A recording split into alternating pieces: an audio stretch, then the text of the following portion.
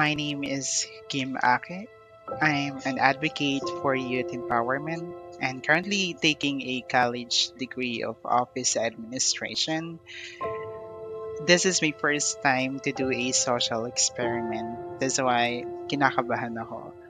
But my willingness and heart speak a lot to do this, especially if this video will inspire a number of youth or students who are currently struggling or suffering from what they're going through.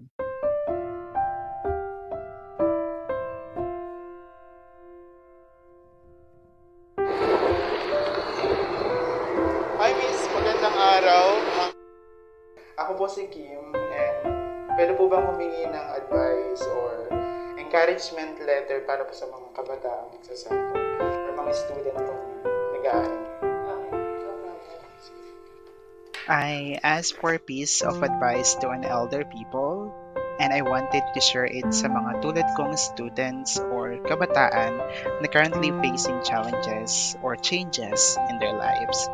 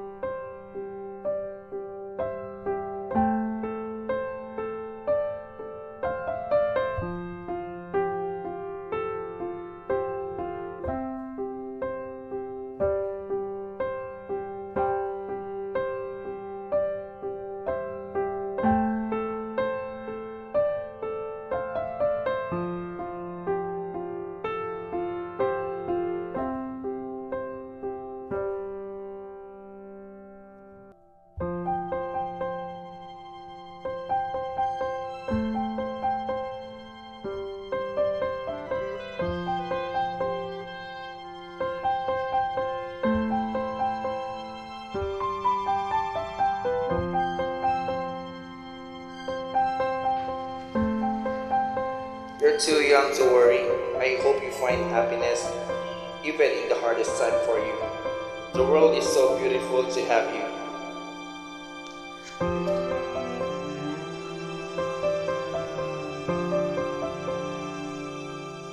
Don't doubt yourself, as it will only limit your ability to achieve great things. Despite the thousand voices in your mind, show them what you can accomplish with all the hope and determination within you. Hi, in case no one says this, sana okay ka. Minsan nahihirapan at nagkakaproblema tayo, pero remind mo lang ang sarili mo na magiging okay ka din. Not now, but soon, you'll be fine.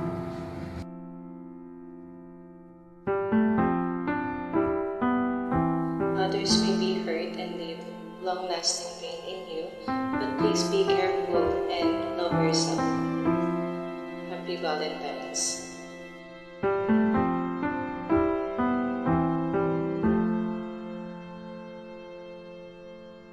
Na even though we don't know the stories behind their smile, we don't even know each other's, please know that your emotions are valid. You can hear it. You can hear the voices in their minds that holds them back instead of showing the best of them. It's touched me a lot when they share their stories in me. So I hope with these simple notes could help them brighten their day and bring back their smile and start rebuilding their self for greatness. I want to show that the world are so big and beautiful and I wanted them to feel that they are loved and valued.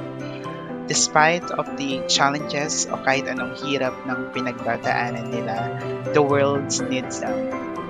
Happy Valentine's.